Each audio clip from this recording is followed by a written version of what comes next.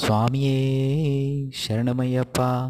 స్వామి, ఈ వీడియో మన హైదరాబాద్ నివాసి అయిన రమేష్ స్వామి మన శబరిమలలో కానుకగా బంగారు విల్లు డొనేషన్ చేస్తున్నారు.